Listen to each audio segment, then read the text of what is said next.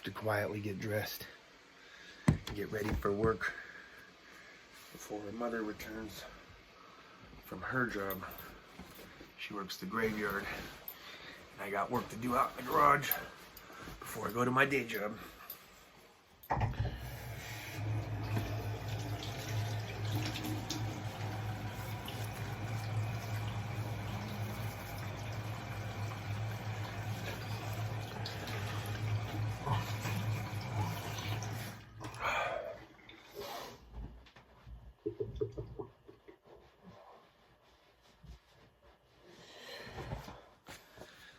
Yeah, at least she tucked him out of the way. Kids. I'm definitely starting to get back into my original routine. This morning I got up at like 6 o'clock in the morning and started my day. Whereas Monday morning I didn't get up until 7:25, so I was kind of running behind. So I'm starting to kind of get into my own old program again, which is good. So it leaves me time to do other stuff. You know, all my life there were two words that were never really appealing to me. Quit and can't. Those are the two words that were never appealing to me. Over the years, I've had many of people try to tell me to quit, especially when I was younger, you're not good enough, you're not athletic enough, you're not smart enough. And I use that to fuel the fire, if that makes sense. Because I just never understood the concept. I don't understand how something couldn't be done. And the only way to understand how it couldn't be done was to do it. And I'll tell you, 7 times out of 10, I was able to do it. Now, granted, I'm also a realist, so I understand that maybe I didn't have the athleticism that some of the other athletes had at that time. But that never stopped me from trying.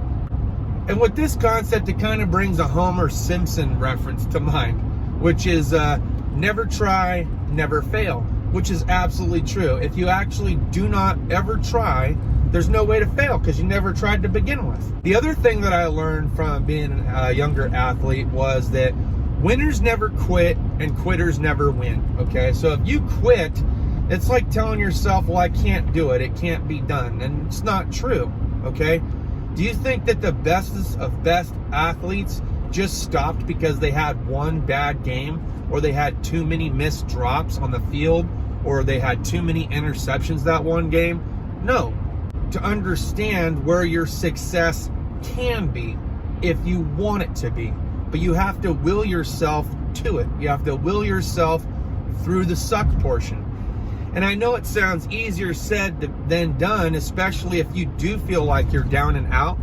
And that kind of comes back to last night's discussion topic of, are you a glass half empty or are you a glass half full kind of a guy? I can't change the way that you perceive things and your overall outlook on life. And I can't, there's so many expressions that help underline the detail here. Like, you can lead a horse to water, but you can't make him drink it. Give a man a fish, he'll eat for the day. Teach a man to fish, and he'll eat for a lifetime. Like, there's so many metaphors that we've learned throughout our entire existence growing up from adolescence to adulthood. And I don't think a lot of people apply those in real life. Fact is, a lot of those can be applied in real life, and it doesn't matter what your profession is, whether you're a mechanic or even in the trade market. Maybe you wear a suit and tie and you're at the desk. The bottom line is this, like, you predict the outcome in your own circumstance and in your own life. Like, only you can actually make those changes, however subtle they may be. It might take you an extended period of time to get to where you want to be, but you can't quit because nothing good ever happened overnight. Here's another metaphor. Rome wasn't built in a day. This is absolutely true.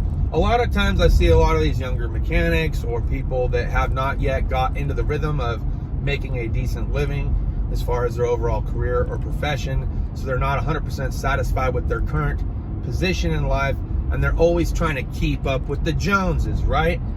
Look, man, it's going to take you time in order to build up to where that person is that you idolize or you see on TV or YouTube. You can't place yourself in the same circumstances they are. You have to place yourself in your own circumstances. and then build off of that. Like, how are you going to get to where they are? One of my biggest idols is Elon Musk. Now, am I Elon Musk? Obviously not, okay? But what the man has been able to achieve over the last decade, the last 2 decades, is remarkable. His work ethic is remarkable. Successful people will always associate themselves with other successful people because success drives success. And misery loves company. There's another one, okay? There have been many a times when I was younger and I didn't have anyone that could understand the circumstances that I was going through, and I always felt that somebody within the same exact parameters of the position that I was in would understand me the best. Whereas I felt successful people couldn't possibly understand where it is that I was coming from. When in all reality, that's not the case. Many of these successful people had to go from rags to riches and through starvedom in order to get to where it is they are. Once I started associating myself with successful people, I started to become successful. While I'm road testing this Dodge Dakota from the radiator I swapped out yesterday, I really started to think about some of the different adversities that I faced as I was going through life, especially in my later 20s after I got back from my second deployment. One of those big things for me that was a huge turning point was that my wife and various family members told me that if I had no business going to college, that academically I did not have the aptitude to be successful in actually completing a college program because of how poorly I did in high school. Well, I'll tell you what, when I graduated high school, I ended up having to go to a continuation school, and I ended up actually graduating with honors.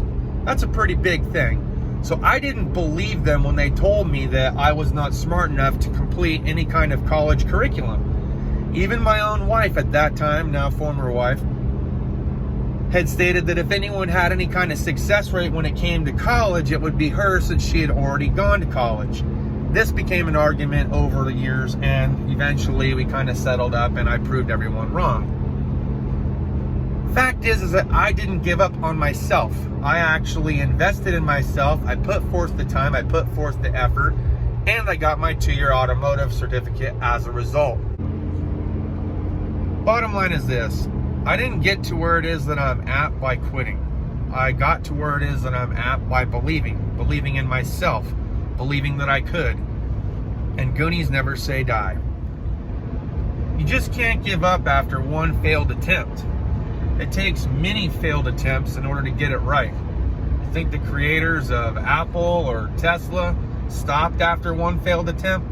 No, they didn't. There are many of people out there that had to persevere and undergo various extenuating circumstances that could have depicted the future of their career, their life, how they looked at life. And some of these events can be extremely catastrophic and widely devastating to a person's psyche. But it's how you can overcome that and how you can will yourself through it to get to where you want to be. Anyways, I'm getting ready to eat now. Hopefully, some of you have found this video to be very insightful and maybe got some words of encouragement. So just remember one thing: doers do. Doers do not make excuses for themselves, nor do they feel sorry for themselves given the certain circumstances. Doers do. So get it done, son. We'll see you guys next video.